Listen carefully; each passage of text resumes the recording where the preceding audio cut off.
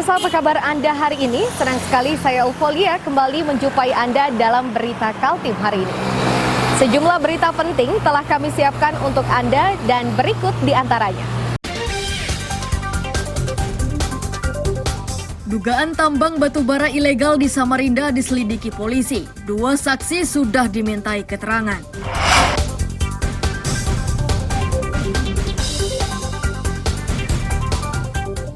Harga cabai di pasar tradisional Balikpapan melonjak. Kenaikan mencapai Rp10.000 per kilogram.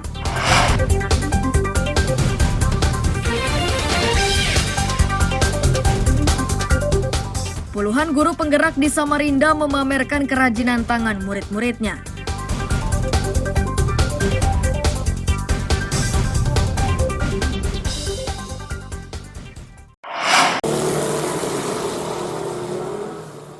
Penambangan batubara karungan di Jalan Perjuangan Sungai Pinang Dalam, Samarinda disasar polisi bersama Muhammad Udin, Wakil Ketua Pansus Pertambangan DPRD Kaltim.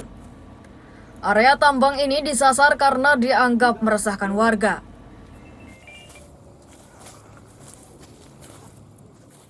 Saat tiba di lokasi tambang, polisi dan anggota DPRD ini tidak menemukan aktivitas penambangan. Benda yang mereka temukan adalah berkarung-karung batubara, tumpukan batubara yang belum dikarungi, dan alat berat. Uji ke malam aja.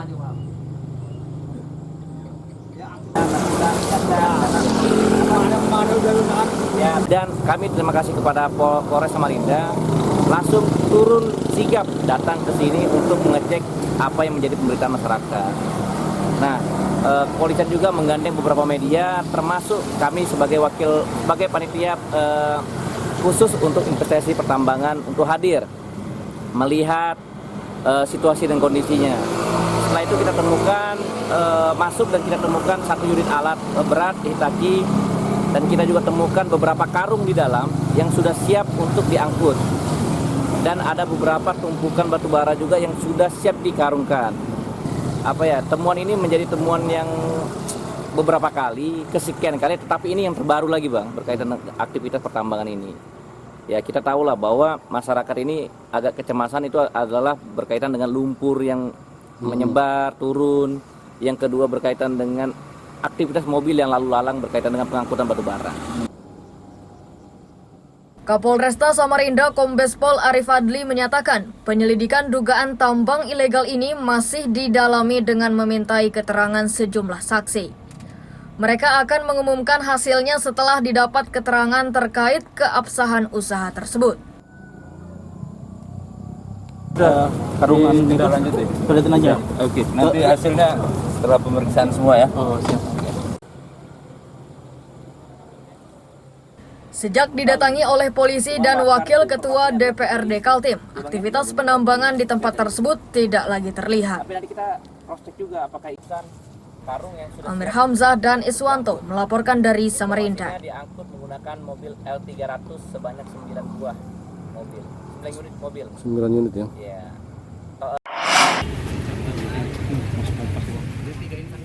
Satgas Pangan di Balikpapan Rabu siang menggelar sidak di Pasar Sepinggan dan Pasar Pandansari. Sidak jelang Natal dan Tahun Baru ini digelar untuk memastikan ketersediaan sembako dan potensi penimbunan sembako. Lalu beras gimana, Bu? Oh, naik banyak. Kepada pedagang dan agen, petugas secara rinci meminta penjelasan terkait harga jual dan ketersediaan barang. Satgas tidak menemukan indikasi penimbunan dan manipulasi harga. Sedangkan persediaan sembako diyakini mampu mencukupi kebutuhan masyarakat hingga akhir Januari 2023.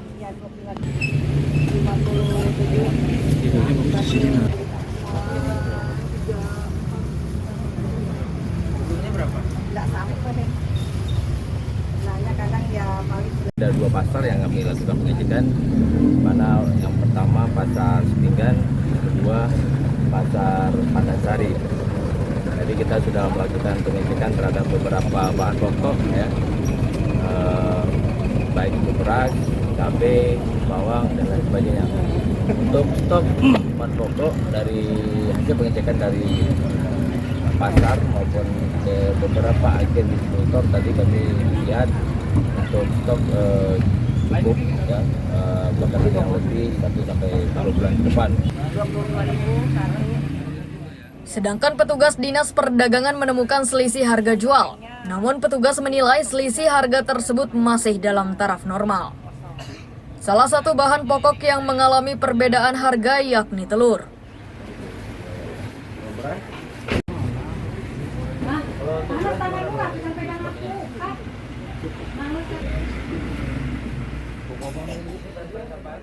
Kalau harga cabai seperti tadi sih normal aja sih. Berapa tadi Bu?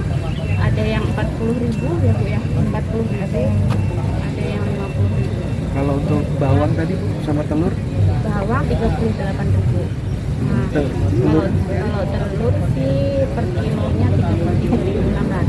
Cuman kalau dari agennya memang sudah tadi informasinya kan sudah mengalami turun ya. Kalau di agennya cuman di distribusi sama pengecernya masih mahal. Masih mahal ya.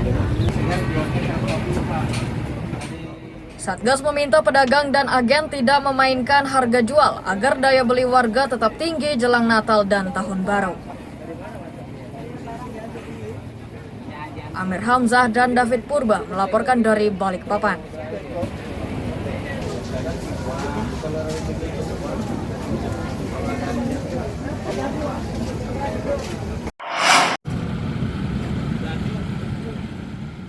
Kendaraan roda 2 dan 4 bernomor polisi luar daerah masih banyak yang beroperasi di Kabupaten Berau. Umumnya kendaraan tersebut didatangkan dari Jawa, Jakarta, dan beberapa provinsi lainnya. Kehadiran kendaraan yang semakin banyak ini dinilai merugikan pemerintah kabupaten karena tidak memberi tambahan pendapatan asli daerah atau PAD melalui pajak.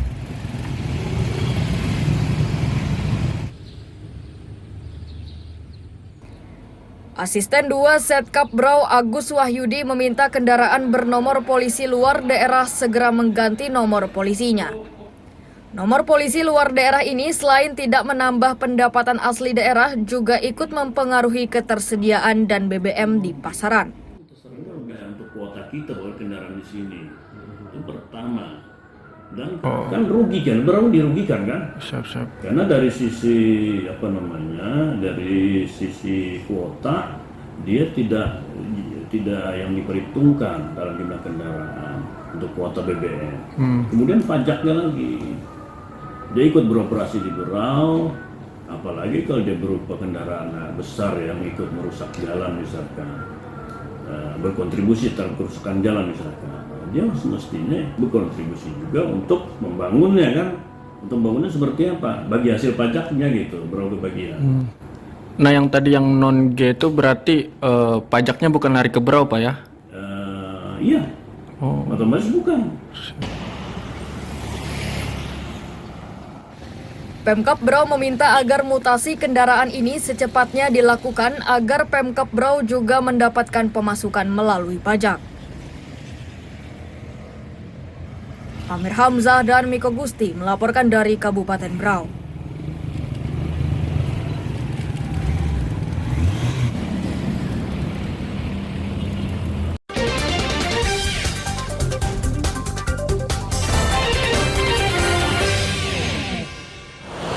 Masih bersama saya Ulfaulia, pemirsa, kembali kami sampaikan 3 berita utama Kaltim hari ini. Dugaan tambang batubara ilegal di Samarinda diselidiki polisi. 2 saksi sudah dimintai keterangan.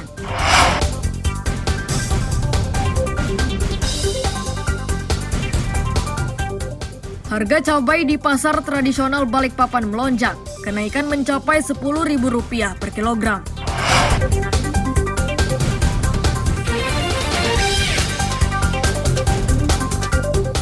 Puluhan guru penggerak di Samarinda memamerkan kerajinan tangan murid-muridnya.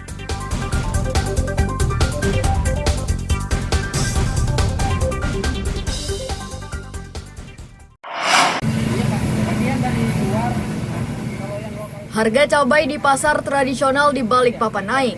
Cabai yang biasa dijual Rp30.000 per kilogramnya kini menjadi Rp40.000 hingga Rp50.000 atau naik Rp10.000 per kilogram. Kenaikan harga jelang Natal dan Tahun Baru 2023 menurut pedagang mulai terjadi sepekan terakhir. Cabai yang didatangkan dari Sulawesi dan Surabaya itu terpaksa dinaikkan harga jualnya karena harga pembelian di tingkat distributor sudah lebih dulu melonjak.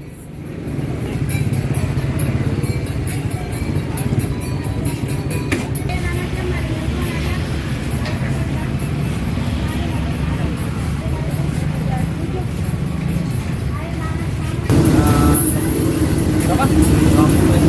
50 sekarang per kilo. Sebelumnya berapa? Ya. Sebelum jelang Natal itu berapa? 40. Berarti per kilo naik 10.000 ya. Ambil dari mana kita cabai? Sulawesi semua ya, Mas Surabaya. Surabaya. Ada kesulitan nggak Mas? Pesan cabai? Apa? Dibatasi nggak cabai?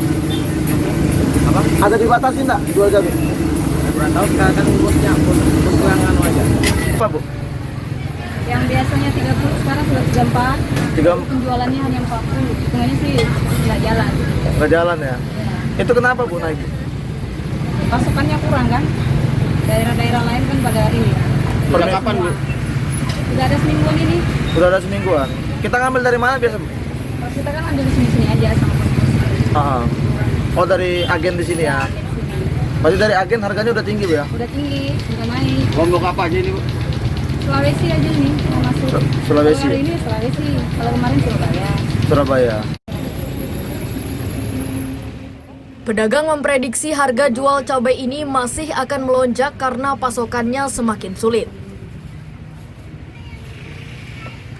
Amir Hamzah dan David Purba melaporkan dari Balikpapan.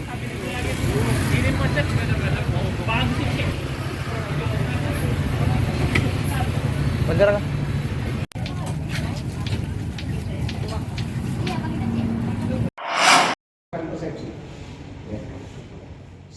Diskusi untuk antisipasi kerawanan di malam pergantian tahun digelar Polsekta Sungai Pinang, Samarinda. Kalangan yang dihadirkan dalam diskusi tersebut mulai dunia usaha, relawan, hingga tokoh-tokoh agama. Di bawah komando Babin Kamtibmas dan Kapolsekta Sungai Pinang, AKP Nurdianto menyatakan koordinasi ini dinilai penting guna menghindari berbagai situasi yang tidak diinginkan. Diskusi yang dibahas mulai pemetaan wilayah rawan hingga potensi gangguan keamanan terutama di wilayah perbatasan antar kecamatan.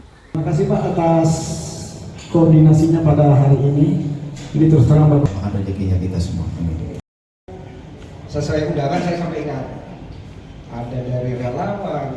Ketika malam tahun baru itu pasti seluruh lapisan masyarakat yang tidak membedakan agama dan suku itu melakukan kegiatan atau merayakan malam pergantian tahun baru maupun pada saat esok harinya itu tempat wisata, hotel, kemudian juga resto, tempat hiburan juga pasti akan penuh dan kapasitas pengunjung lebih banyak. Oleh karenanya untuk mengantisipasi kami mengundang mereka untuk menyamakan persepsi, memberikan penekanan, memberikan arahan bahwa apa yang harus dilakukan, apa yang harus disiapkan, bagaimana koordinasinya, bagaimana itu bentuk komunikasinya.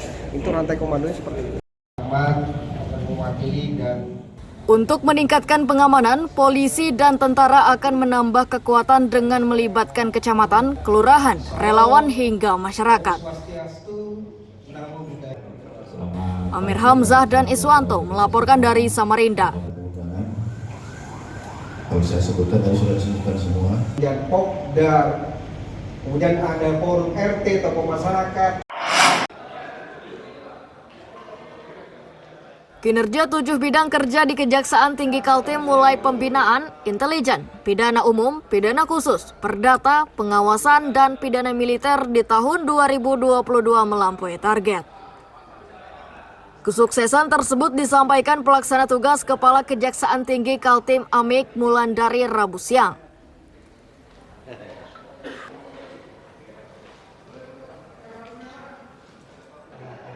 Di antara bidang yang paling tertinggi persentasenya yakni penerimaan negara bukan pajak atau PNBP.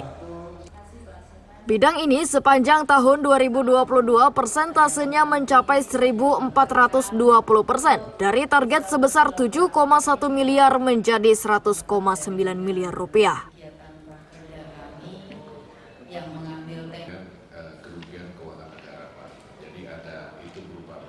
Di Kejaksaan seluruh Indonesia untuk tipe A. Untuk PNBP kita itu melampaui targetnya sampai 1.420%. Jadi bukan hanya 100%, 1.420%. Secara terperinci data-data ada di sini. Jadi kinerja kita seperti Intel itu capaiannya 300%. Kemudian yang lain juga kalau secara data yang sudah saudara-saudara semua pegang, capaian kita itu alhamdulillah tidak ada yang tidak melampaui target. Itu kinerja ya. Bisa dijelaskan juga? Tahun depan pencapaian ini akan ditingkatkan di tahun 2023 dengan membidik sejumlah sasaran, salah satunya tambang batubara ilegal. Bidang ini jadi sasaran karena terdapat potensi kerugian negara. Amir Hamzah melaporkan dari Samarinda.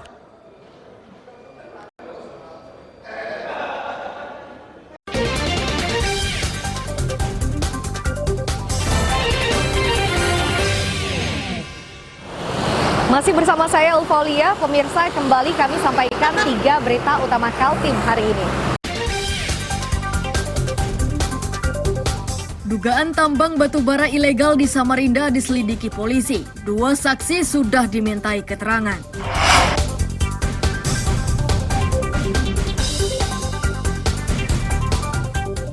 Harga cabai di pasar tradisional Balikpapan melonjak. Kenaikan mencapai Rp10.000 per kilogram.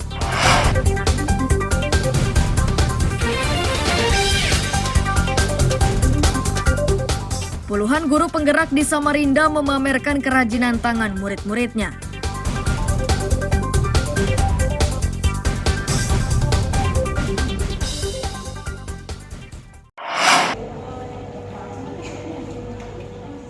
Guru penggerak di Samarinda memamerkan hasil karya dirinya dan murid-muridnya. Sebelum memamerkan hasil karyanya, para guru dari sekolah negeri dan swasta terlebih dahulu mengikuti pelatihan selama 6 bulan untuk mendapatkan pengetahuan cara termudah membuat kerajinan tangan.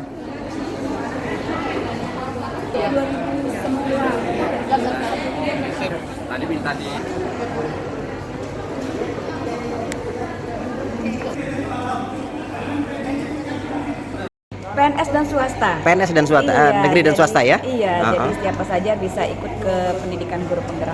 Kemudian apa yang disuguhkan di sini, Bu? Ya, alhamdulillah ini kan karena ini Lokakarya 7 ini adalah panen hasil karya adalah hasil pendidikan mereka selama 6 bulan. Kemudian yang mereka praktekkan sebagai aksi nyata mereka di sekolah. Nah, itulah yang mereka tampilkan di pameran hari ini. Jadi hari ini mereka berbagi aksi nyata dan aksi nyata itu mereka pajang di stand-stand yang sudah ada di belakang kita seperti itu. Guru lainnya menyatakan pameran ini murni hasil belajar yang diikuti 6 bulan. Meski dalam waktu singkat, namun mereka mampu membimbing anak didiknya hingga menghasilkan berbagai karya bernilai ekonomis.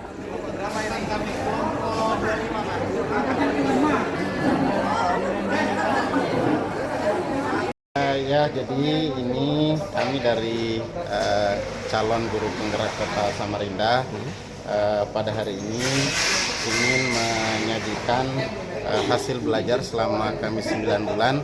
Hari ini adalah festival hasil belajar yang kami lakukan bersama dengan teman-teman calon guru penggerak se-Kota Samarinda. Tujuan lain dari pameran ini yakni untuk menarik minat guru lainnya agar bersedia menjadi guru penggerak di sekolahnya. Semakin banyak guru penggerak dalam satu sekolah, maka pengetahuan siswa akan semakin banyak. Amir Hamzah dan Iswanto melaporkan dari Samarinda.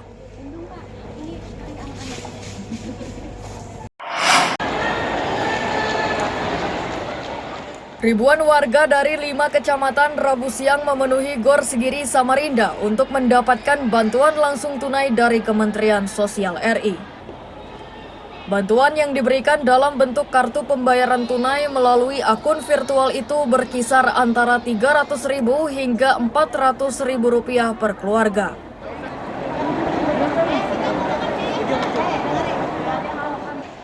Dinas Sosial mencatat 43.000 keluarga di Samarinda masuk kategori miskin. Dari jumlah tersebut, 9.000 keluarga dalam kategori miskin ekstrem. Mereka inilah yang mendapat perhatian dari pemerintah melalui bantuan sosial.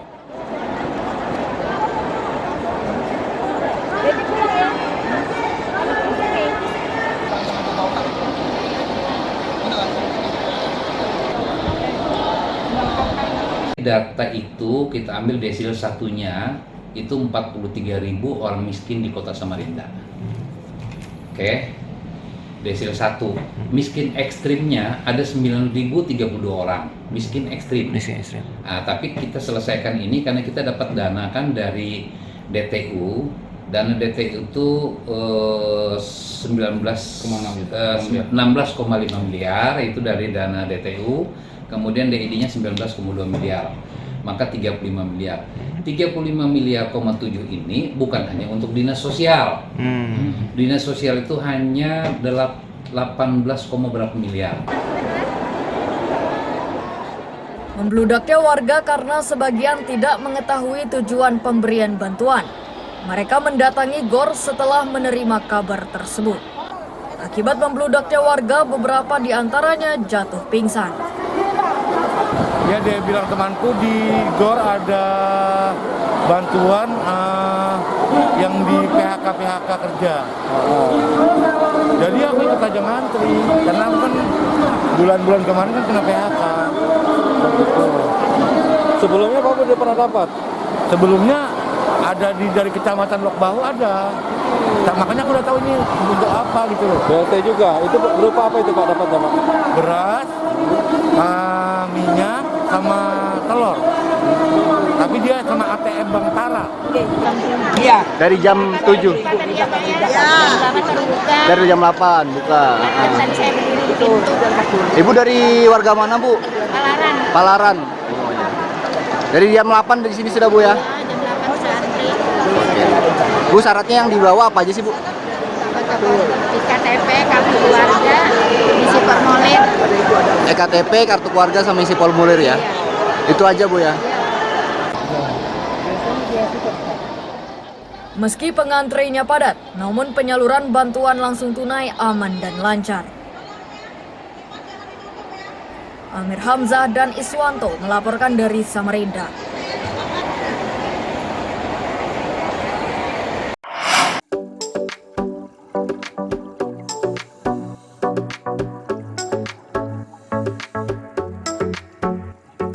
Sekumpulan ikan barakuda, karang laut, penyu hijau, dan biota lainnya adalah pemandangan bawah laut menakjubkan di Pulau Maratua, Kabupaten Berau.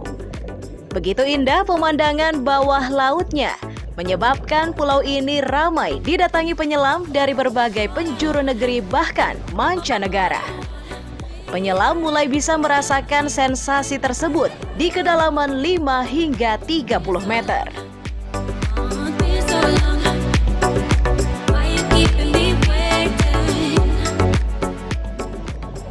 Keindahan bawah laut Pulau Maratua diakui seorang penyelam yang sudah beberapa kali berkunjung.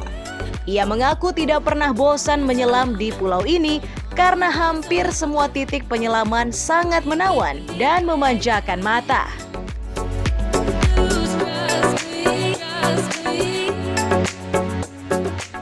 Luar biasa, hari ini kita diving 3 kali. Pagi kita turun di Kakaban Cave, itu luar biasa menurut saya, sebuah spot diving yang sangat bagus. Kemudian kedua kita turun di Kelapa Duari, di situ kita melihat treasure shack, tapi kurang beruntung tadi pagi kita belum ketemu dengan objek utama tersebut. Dan terakhir sore ini kita turun di Fusilier. Nah, Fusilier menurut saya cukup bagus, terumbu karangnya sangat bagus, tempatnya juga sangat rapat. ada di sana berikan ikan pelagik seperti giant blackfly, dan saya pikir salah satu spot yang sangat menarik untuk dikunjungi di Maratua. Meski pulaunya terbilang aman, namun instruktur selam di pulau ini tak pernah bosan mengingatkan para penyelam. Itu disampaikan agar tidak terjadi kondisi fatal saat menyelam.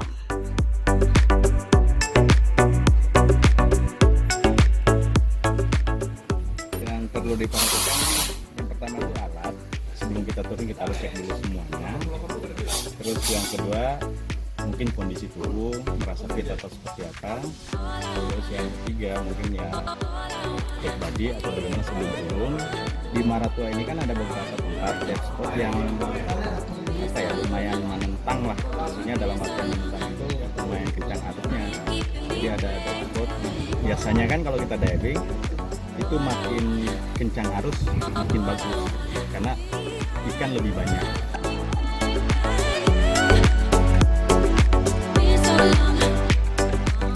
Selain Pulau Maratua, keindahan laut di Kabupaten Berau ini bisa juga dinikmati di lokasi lain, seperti Pulau Derawan, Kakaban, dan beberapa pulau lainnya.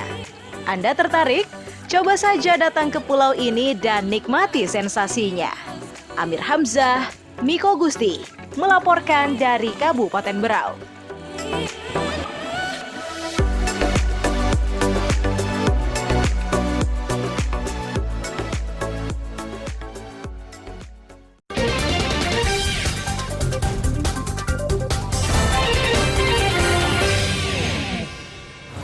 Pemirsa, informasi tadi sekaligus menutup perjumpaan kita kali ini. Akhirnya saya Eufolia beserta tim redaksi yang bertugas mengucapkan selamat pagi, selamat beraktivitas. Sampai jumpa.